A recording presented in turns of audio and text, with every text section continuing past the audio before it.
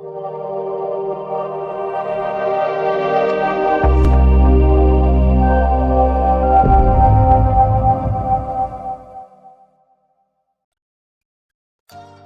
वालेकुम दोस्तों, मेरा नाम है आसिफ महमूद और आप देख रहे हैं क्लाउड सर्वे।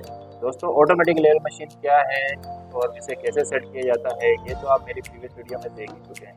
इस वीडियो में मैं आपको बताऊंगा कि ऑटोमेटिक लेवल मशीन के ज़रिए स्टाफ रीडिंग कैसे ली जाती है और ऑटोमेटिक लेवल मशीन की मदद से हम किसी भी सरफेस के वर्टिकल एलिवेशन को कैसे स्टडी कर सकते हैं। दोस्तों, सबसे पहले हम ये सीखेंगे कि लेवलिंग स्टाफ को कैसे रीड किया जाता है।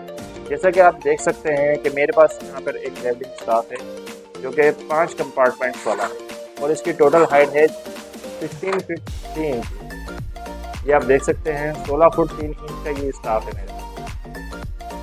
दोस्तों, आपने वैसे अक्सर इंजीनियरिंग में सीखा होगा कि 1 फीट में 12 इंच होते हैं, लेकिन लेवलिंग स्टाफ में आप जब गौर करेंगे तो यहाँ पर 1 2 3 4 5 6 7 8 9 10 इंचेस है। दोस्तों, दरअसल ये इंचेस नहीं, ये डेसिमल्स। हम इंजीनियरिंग लैंग्वेज में जब भी वर्टिकल एलिवेशन को लेते हैं तो हम उसको डेसिमल्स में ही लेते हैं। जैसे कि 1 फुट में 12 इंच होते हैं और हर 1 इंच में 8 सूट होते हैं, वैसे ही उनको हमने डेसिमल्स में कन्वर्ट कर दिया है। और आप देख सकते हैं कि यहाँ पर जो ये 2 फीट 1 इंच लिखा हुआ है, दरअसल ये 2 फीट 1 इंच नहीं 2.1 है। अब इसको आपको पहले समझना पड़ेगा कि इंचेस को डेसिमल्स में कैसे कन्वर्ट किया गया है। दोस्तों, 1 फीट में 100 सूट होते हैं।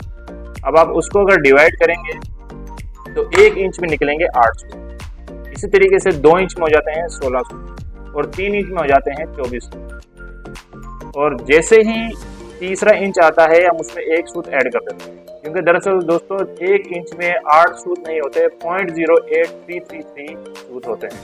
और उसी को जब हम 2 से मल्टीप्लाई करते हैं तो वो 0.1666 हो जाते हैं। और जैसे ही हम उसको 3 से मल्टीप्लाई करते हैं वो 0.24999 हो जाते हैं। और जैसे ही हम हमारे जो फुट के अंदर जो हम कैलकुलेशन करते हैं उसमें पॉइंट के बाद सिर्फ 2 वैल्यू होती है, तीसरी नहीं होती। तो इसीलिए 0.24999 की जगह हम उसको 2.25 कर देते हैं। इसी तरीके से 4 इंच में जब हम जाते हैं तो वो 0.32 हो जाता है। और वैसे ही हम जैसे उसमें 5 इंच में जाते हैं तो 0.41। और जैसे ही 6ठा इंच आता है फिर हम उसको 0.5 कर देते हैं। उसी तरीके से दोस्तों जैसे हम इसको आगे मल्टीप्लाई करते जाएंगे तो 0.5 के बाद आएगा 0.58 और फिर उसके बाद आएगा 0.66, फिर उसके बाद आएगा 9 इंच पे आ जाएंगे 0.75। इसी तरीके से दोस्तों जैसे ही हम 0.0833 को मल्टीप्लाई बाय 12 करेंगे तो रिजल्ट आएगा हमारे पास 100, जो कि हो जाता है 1 फीट। अब आपको मैं यूं भी दिखा देता हूँ। ये हमारे पास एक नॉर्मल मेजरिंग टेप है। इसके अंदर आप देख सकते हैं कि 1 फीट में 12 इंच। ये देखें 1 2 3 4 5 6 7 8 9 10 11 12। अब इसको हम यहाँ पर जब स्टाफ रीडिंग के 1 फीट के साथ हम रखते हैं तो आप देख सकते हैं कि इसका फिट और मेरे मेजरिंग स्टाफ का 1 फीट एक ही जगह पर, इसमें कोई डिफरेंस नहीं। दरअसल इंची टेप जैसे जिसको हम मेजरिंग टेप कहते हैं, इसके अंदर डेसिमल्स में वैल्यू नहीं, इसमें लिखी हुई है फुट में, इंचेस में और फुट। लेकिन यहाँ पर हमारे पास इंचेस नहीं, यहाँ पर डायरेक्ट हमारे पास फुट। दूसरा दोस्तों आप एक चीज़ देख सकते हैं कि इसके अंदर ये जो रिबन्स बनी हुई हैं इनमें कुछ बड़ी रिबन्स हैं और कुछ छोटी रिबन्स। जो सबसे बड़ी रिबन्स होती हैं वो ये शो करती हैं कि यहाँ पर 1 फीट पूरा होगा, जैसे कि 1 फीट 2 फीट 3 फीट 4 फीट। उसके बाद जो मीडियम साइज की जो रिबन्स हैं वो ये शो कराती हैं कि यहाँ पे ½ इंच पूरा हो गया, जैसे कि आप यहाँ पर बीच में देख सकते हैं यहाँ पे ½ इंच आ गया। और उसके बाद जो छोटी छोटी रिबन्स हैं ये शो करती हैं कि सूट कितने हैं, जैसे कि अब आप देख सकते हैं यहाँ पर। इसको स्टडी हम ऐसे करेंगे कि ये 1 फीट है, ये 1 इंच है और 10 सूत हैं। उसके बाद जब हम इसको स्टडी करेंगे तो ऐसे करेंगे कि ये जो वाइट कलर की रिबन है इसको भी हम काउंट करेंगे और ये जो ब्लैक कलर की रिबन है इसको भी हम काउंट करेंगे। अब आप देख सकते हैं कि इसके अंदर 10 सूत हैं, तो 1 2 3 4 5 6 7 8, 9 और ये 10। दोस्तों आप देख सकते हैं कि स्टाफ के अंदर ये 10 रूट हैं और इसको स्टडी करने के लिए हमें इसी तरीके से करना होगा। जैसे कि अगर हमारे पास कोई वैल्यू आ रही है, हम स्टाफ रीडिंग के जरिए स्टाफ को देख रहे हैं। लेवलिंग के अंदर, लेवल मशीन के अंदर जो क्रॉस हेयर होते हैं उसके अंदर अगर हम देखेंगे और अगर हमारा क्रॉस हेयर यहाँ पर आ रहा है तो आप इसको इस तरह से काउंट करेंगे कि 3 फीट 3.2 1 2 3 4 5 3.25।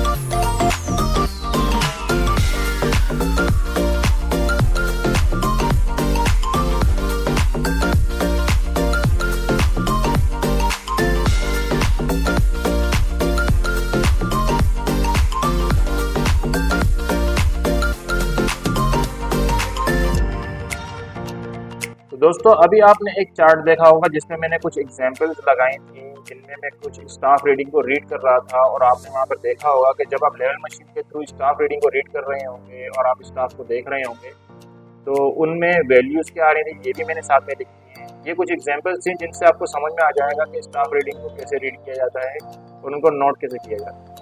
अब मैं आपको बताता हूँ कि हम किसी भी सरफेस के वर्टिकल एलिवेशन को कैसे स्टडी कर सकते हैं। तो दोस्तों अब मैं आपको बताऊंगा कि लेवल मशीन के थ्रू किसी भी वर्टिकल सरफेस के वर्टिकल एलिवेशन को हम कैसे स्टडी कर सकते हैं। दोस्तों सबसे पहले हमें चाहिए होता है एक रेफरेंस पॉइंट। रेफरेंस पॉइंट को आप ऐसे समझ लें कि जैसे हमने अगर किसी घर की कंस्ट्रक्शन करनी है तो हम उसके घर के सामने जो स्ट्रीट बनी हुई है उसके रोड का जो लेवल है उसको रेफरेंस पॉइंट के तौर पे ले लेंगे, या तो उसके साथ जो फुटपाथ बना हुआ है उसको हम रेफरेंस पॉइंट के तौर पे ले लेंगे, या तो अगर हम किसी रोड की कंस्ट्रक्शन करते हैं तो वहाँ पर हमें बेंचमार्क्स मिल जाते हैं। बेंचमार्क्स को आप एक तरह से समझ सकते हैं कि ये हमारे रेफरेंस पॉइंट होते हैं। उसी के थ्रू हम सारी की सारी कंस्ट्रक्शन करते हैं। अब हमें किसी भी सरफेस के लेवल्स लेने हैं, किसी भी सरफेस के वर्टिकल एलिवेशन को स्टडी करना है कि वो लेवल उस ज़मीन का लेवल कैसा है, अप डाउन है कैसा नहीं, तो उसके लिए हमें रेफरेंस पॉइंट चाहिए होता है और रेफरेंस पॉइंट इसके लिए बहुत ज़रूरी होता है। दोस्तों अब मैं आपको बताऊंगा कि अगर हम अपनी लेवल मशीन किसी भी एक सरफेस पे सेट करते हैं और हमें वहाँ पर एक ज़मीन का लेवल लेने हो, उस लेवल के ज़मीन के वर्टिकल एलिवेशन को स्टडी करना हो तो हम कैसे करें, उसका मैं अब आपको पूरा तरीक़ेकार समझाता हूँ। दोस्तों सबसे पहले तो हम एक रेफरेंस पॉइंट ढूंढेंगे। ये समझ लें कि हमारा रेफरेंस पॉइंट हो गया। अब हम उसके बाद अपनी मशीन को सेट करेंगे। आप ये समझ लें कि हमारी ये मशीन, दोस्तों ये हमारी मशीन है और ये है हमारा रेफरेंस पॉइंट। अब हमारे रेफरेंस पॉइंट की एक वैल्यू ज़रूर होती है, या अगर वैल्यू नहीं है तो हम अपनी तरफ से बना लेते हैं। जैसे कि मैं इस लेवल वैल्यू इस रेफरेंस पॉइंट की वैल्यू रख देता हूँ 100। अब ये 100 हमारे वैल्यू यूँ चल रही है। अब हम इसके ऊपर रखेंगे यहाँ पर स्टाफ रीडिंग। लेवलिंग स्टाफ को यहाँ रखकर हम अपनी लेवल मशीन को सेट करेंगे और लेवल मशीन के जरिए जब हम यहाँ पर रीडिंग देंगे तो जो रीडिंग आएगी वो होगी हमारी हाइट ऑफ इंस्ट्रूमेंट। अब जैसे कि आप समझें कि यहाँ पर हमने एक स्टाफ रखा है और ये हम रीडिंग कर रहे हैं और यहाँ पर रीडिंग आ जाती है 4 फीट या 4.25 या 4.2, आप समझ लें 4.2 है। और यहाँ की जो हमारा रेफरेंस पॉइंट था उसकी वैल्यू है 100, तो हम 4.2 को इसमें ऐड कर देंगे और जो रिजल्ट आएगा वो होगा हमारा HI यानी कि हाइट ऑफ इंस्ट्रूमेंट। अब उसके बाद आप फर्ज करें कि ये है हमारी जमीन। इतनी ज्यादा वैसे टेढ़ी मेढ़ी नहीं होती, लेकिन आप समझें कि ये हमारी ज़मीन है जिसके हमने लेवल्स लेने हैं और हमारे पास हाइट ऑफ इंस्ट्रूमेंट हमारा आ चुका है। अब हम इस ज़मीन के अलग अलग एरियाज पे जो हमें ज़्यादा डिस्टर्ब एरियाज लगेंगे वहाँ पर हम स्टाफ को रखेंगे और स्टाफ रीडिंग्स लेंगे। मशीन को मूव करे बगैर जितनी भी हम रीडिंग्स लेंगे उनको कहते हैं फोर साइड FS। अब हम जितनी भी स्टाफ रीडिंग्स लेंगे, जैसे कि आप समझें कि यहाँ पर मैंने स्टाफ रखकर एक रीडिंग, यहाँ पर रखकर हमने रीडिंग ले ली, यहाँ पर रखकर हमने रीडिंग ले ली, यहाँ पर और यहाँ पर, तो ये जितनी भी स्टाफ रीडिंग्स आएंगी उनको हम HI से माइनस कर देंगे।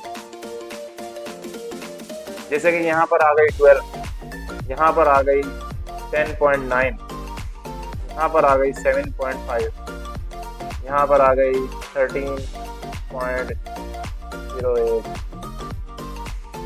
ये जितनी भी स्टाफ रीडिंग्स आएंगी इनको हम माइनस कर देंगे हमारे हाइट ऑफ इंस्ट्रूमेंट की वैल्यू।